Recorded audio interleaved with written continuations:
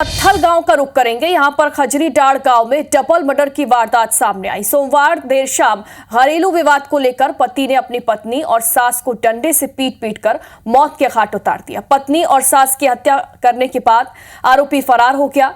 वारदात की सूचना मिलते ही कोतवा थाना पुलिस मौके पर पहुंची और जांच में जुट गई। इस दोहरे हत्याकांड के बाद गांव के लोगों में दहशत है। पुलिस की टीम हत्या के आरोपियों की तलाश में अब जुटी हुई है। डंडे से पीट कर बेरहमी से हत्या कर दी गई है। खजरी डाड़ गांव में घरेलू विवाद में ये डबल मर्डर हुआ है। इस सनसनीखेज वारदात को अंजाम दिया गया है। हत्या के बाद जो आरोपी हैं वो मौके से फरार हो गए हैं। पुलिस उनकी तलाश में जुटी हुई है। खीर सागर यादव नाम के एक शख्स ने मामूली सी विवाद को लेकर शराब के नशे में अपनी पत्नी तथा अपनी सास का लकड़ी के फाड़े से संघातक चोटें कारित करके हत्या कर दी है। वो अभी फरार है और शीघ्र ही उसकी गिरफ्तारी की जाएगी। पुलिस की टीम सक्रियता से लगी हुई है और उसकी गिरफ्तारी के उपरांत अग्रिम कार्रवाई सुनिश्चित की जाएगी।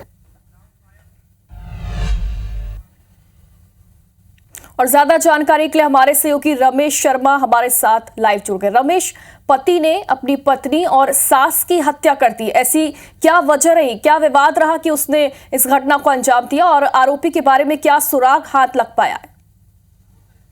मैं आपको बताऊं, ये एक बहुत मामूली सी घरेलू विवाद की बात थी और वो अचानक इतना उत्तेजित हो गया कि उसने डंडे से पहले अपनी पत्नी की पिटाई की और इस पिटाई में उसके सिर में संघाती चोट आई और वो वहीं पर उसने दम तोड़ दिया। इसके बाद भी उसका गुस्सा रुकने का नाम नहीं लिया और उसने गुस्से में आकर अपनी सास के ऊपर भी उसी तरह से डंडे से पिटाई करनी शुरू कर दी।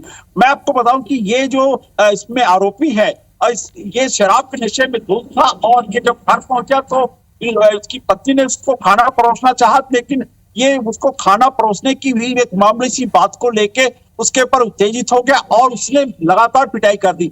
इसमें कहीं न कहीं पर ये जो शराब की जो यहाँ पीने की लत है लोगों में, ये अपराध के बड़े अपराधों को ही जन्म देती है और इस यही वजह आज यहाँ कोतवा का जो खजरी डाड़ गांव है, यहाँ भी यही मामला सामने आया है कि वो शराब के नशे में था। उसको ये नहीं पता था कि मैं क्या कर रहा हूं और अपने ही परिजनों को उसने, इस जो आरोपी है इसके 2 छोटे बच्चे हैं, मासूम बच्चे, और इन्हीं की देखरेख करने के लिए उसकी सास यहाँ पर आई थी और उसकी सास को ये जरा सा भी भनक नहीं था कि उसके बच्चों का पालन पोषण करने वो जा रही है और वहीं पर उसका एक यहाँ पर अंतिम वो हो जाएगा और ये मौत के घाट ये भी उतर गई है। इसके परिवार के लोग जब यहाँ पर इस घटना की जानकारी मिली तो सबके सब वहां पर मौके पे पहुंच गए, लेकिन तब तक वो आरोपी शराब के नशे में था और वो कहीं फरार हो गया।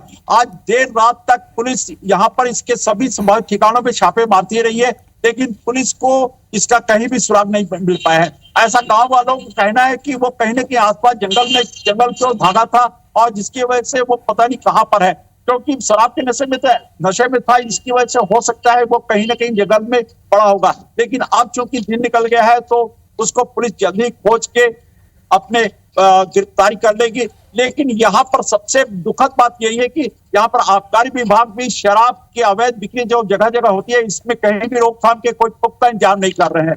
ये मुख्यमंत्री का जिला है, लेकिन यहाँ भी जो आबकारी अमला है वो अपनी जो कर्तव्य में पूरी तरह से लापरवाही दिखाई दे रहा है। इसी की वजह से आए दिन जो मामले हो रहे हैं, जगह जगह ये घर उजड़ने के मामले हो रहे हैं, इसके ऊपर भी कहीं ना कहीं समाज से भी लोगों का कहना है कि इस पे शराब के जो अवैध व्यापार हो रहा है इसके ऊपर कड़ाई से रोक लगनी चाहिए।